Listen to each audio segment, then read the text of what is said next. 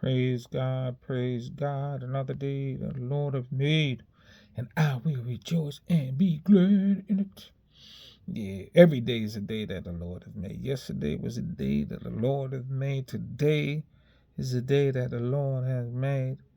And tomorrow will be the day that the Lord has made.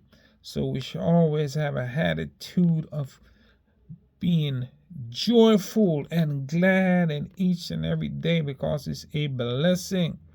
Sometimes our circumstances might try to tell us otherwise, but God commands us to rejoice and be glad in each one of his blessings. So, I was going through another one of my devotions, and,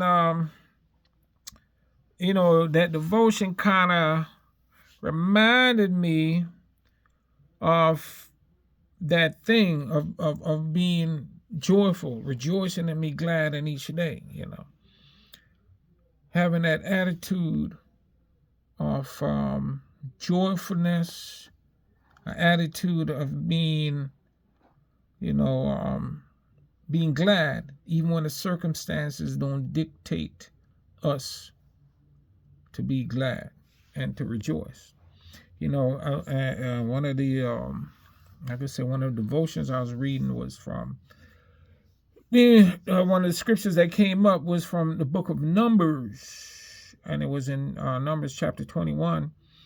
And it was when the children of Israel were going through the wilderness, and they were on the way to the land of Canaan, and they came up to Edom, and they were asking the Edomites for permission to travel through their land to get to Canaan. But the Edomite refused them. They would not allow them to travel through their land, even though the Israelites were like, well, we, whatever, if we will give you money, we'll do whatever. If we use anything, we'll pay for it. So, but the Edomites refused. So they had to go a different route, a longer route, and that's what beginning of Numbers we're talking about. And this is from Numbers chapter 21, starting at verse 4. Then they set out from Mount Hor along the route to the Red Sea in order to bypass the land of Edom. But the people grew impatient on the journey, and they spoke against God and against Moses. And this is what they were saying. Why have you led us up out of Egypt to die in its wilderness? There is no bread or water, and we detest this wretched food or this wretched manna. They started to detest the blessing that God had given them to sustain them in their way. And I think about it sometimes. That's what we do as believers. When we get detoured or a certain circumstance in our life happens, we start to detest what God has blessed us with. Instead of being thankful and being joyful and rejoicing, we start to detest the circumstance and detest the situation and detest the things that God has blessed us with. God had gave him that manna to sustain him, and the manna wasn't a permanent something. It was just something that he used to sustain them while they were traveling, to the land of promise. But they did not. They took their mind off the promises and start to look at their present circumstance. Their present circumstances, and then the murmuring and the complaining starts to happen. And I believe that's the same thing, like I said, some believers or us believers do. When things get rough, what we do, we take our eyes off, or our mind or our meditation off the promises of God, and we start look at our present circumstances. And, and then sometimes we start to look back, because even in Numbers chapter 11, they said that people start to ramble, and they start to ramble and start to have strong craving. And this was before, they got to that land. And the people of Israel also wept again and said, oh, that we had meat to eat. We remember the fish we ate in Egypt that cost us nothing, the cucumbers, the melons, the leeks, the onions, the garlic. But now our strength is dried up, and there's nothing at all but this manna to look at. So sometimes, when God, when we get saved, and, I don't know, some people, we used to dabble in certain things that, was beneficial. Some, maybe we did some dishonest things. Maybe we did, dabbled in some things. And I know I dabbled a little bit in some things, and at times, you thought your needs were being met. The money was looking all right. Doing stuff, that met certain needs. Your money was looking good, and, you could go out and buy what you want to buy, and, have things, you thought was good. It made you feel comfortable and made the flesh feel good anyway. But when God called us, to start to be followers of Christ, to get us to a certain place in our lives, we sometimes want to reflect back and say, man, when I was doing this, when I was doing that, I had enough money. I ain't had to worry about no bills. I ain't had to worry about this and worry about that. I could go here and do this and get that. But when the Lord called us out of them places, trying to direct us to the place where he wants us to be. And then the enemies, set roadblocks or some deterrence coming our way. Sometimes we have a tendency to want to look back and want to grumble instead of looking, and remembering God's promises, because the manna was something temporary to get them through the wilderness until they get to the land of promise. And the land, the Bible said it was flowing with milk and honey. And even if you look back at the 12 spies that were sent out, by Moses, and when they went out and they looked in the land, and they say they came back with a report. All 12 of them came back with a report saying the land is a bountiful place. It was full. It's bountiful. But 10 of them, forgot the promise. And they start to doubt that they could inhabit the land. But Joshua and Caleb remembered the promise of God and said, we are well able, because they weren't relying on their own strength or their own abilities, but they were relying on God's promise. And they seen, the things that God did in Egypt, and even in that desert. How he, brought them through the Red Sea, how they got them out of bondage. And he has sustained them, in the wilderness. And they say that we're well able to do it, because what? They're looking at the God they serve. They weren't looking at their own human abilities. And I think it's the same thing with us sometimes when, we are, have this thing where if we can't see a way, we ain't gonna trust God, And when our own, we reach our limitations, then we start to complain and murmur and grumble, and forget who we serve. Forget the promises that God has for us.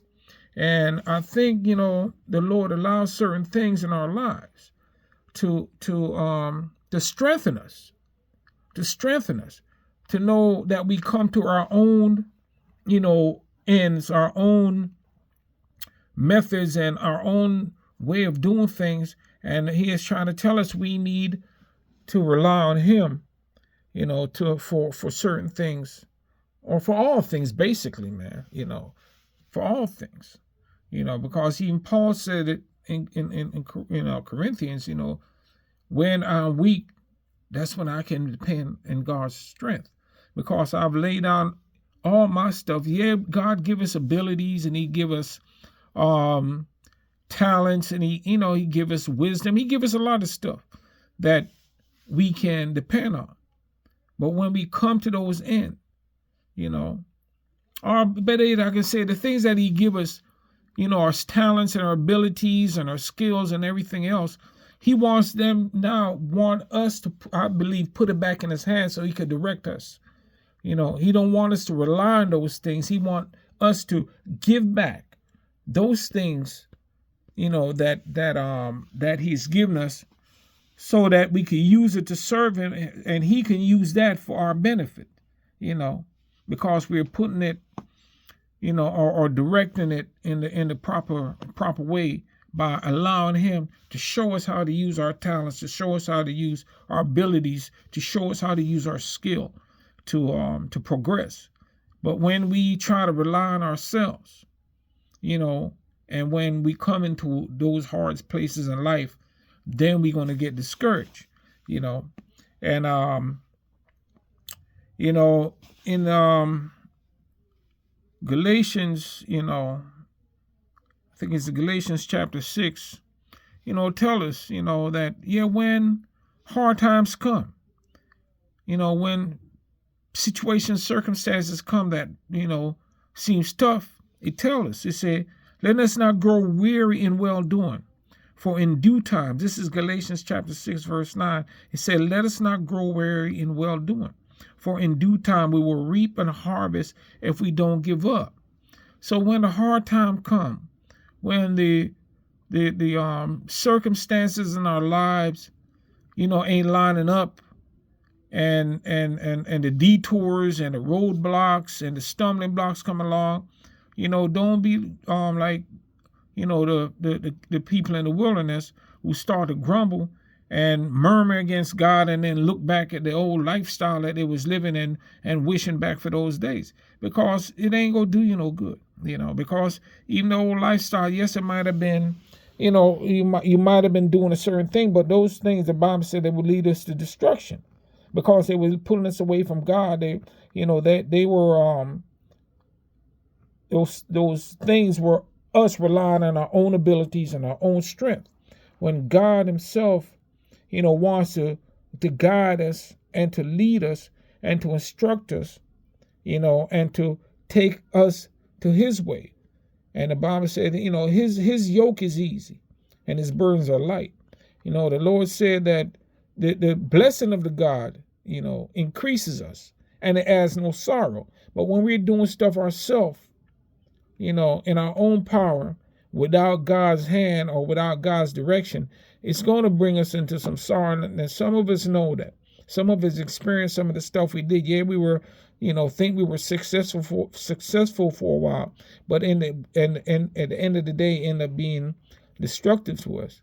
So, that's just something, like I said, just a little something I dropped.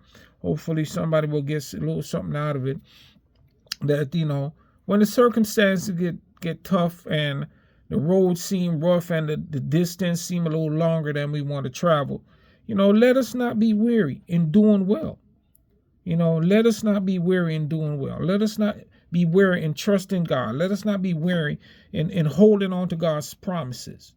Because it said, we will reap and harvest, it says, in due season, just like, we have different seasons when the farmer sows his crop, where they have different seasons. There's a time of waiting. There's a time of fertilizing and weeding and all that stuff it takes to help, help the seed or help the crop comes, the watering, the fertilizing, the removing the weeds and stuff that might get in the way, that might hinder the crops from growing. And when the season is due, when the time of harvest come, we will reap. We will reap if we don't give up. So just, continue, to trust God despite of whatever circumstances, despite the situation, despite how things look. Trust God. Trust God. You know, because at the end of the day, man, when we worry and we are in confusion, we still going through it. We can still going through it. You know, if the money's short, you're not trusting God, ain't gonna bring no money. And if you stop trusting God and you decide to go back to some of your old way, it's probably going to bring more heartache and more pain than you bargained for. And it's going, you know, might end up leading to destruction. Believe me, I know these things, you know, because I've experienced some things, you know, in my life, you know, of walking away from the things of God and trying to do things my way, and it end up, you know, it didn't benefit me at all. You know, it harmed me. But thank God, even the things that, you know, were meant for evil, God still end up using some of them things. See, I had to suffer. And I think I had to suffer and go through things. But, you know, I don't know. Because God can use whatever he used. But sometimes being hard-headed, we have to pay the consequences for our thick skulls and for our own stubbornness. But I thank God, you know, that he doesn't give up on us. Even in our waywardness, he's still able to work things around in us and able to, you know, to guide us if we listen and take us out of that wilderness and bring us to the promised land. But we just got to continue to trust in him and remember his promises. You know, keep our eyes focused on him, not on our circumstances, not on the obstacles. You know, let God guide us around him. Let God, you know, let the Spirit of God, you know, remind us of the word. You know, just like I was talking about the other day, let the meditation of our hearts be in the things of God, on his promises and on the power, on his love, because we're his kids, we're his children, and he loves us. You know, and yeah, we go through some things sometimes, but that doesn't stop God's love. And at the end of the day, when you look back over your life and look back at a lot of the stuff that we've been through and see how God has worked it out for our benefit, even though it didn't look good at the times we were going through it. So I give God praise. And like I said, I hope this, you know, helps somebody, you know, to, you know, just to hold on. And know that God God is with us, man. He ain't giving up on us. And God is able. Love y'all, man. Peace, blessing, and love. Peace. Later.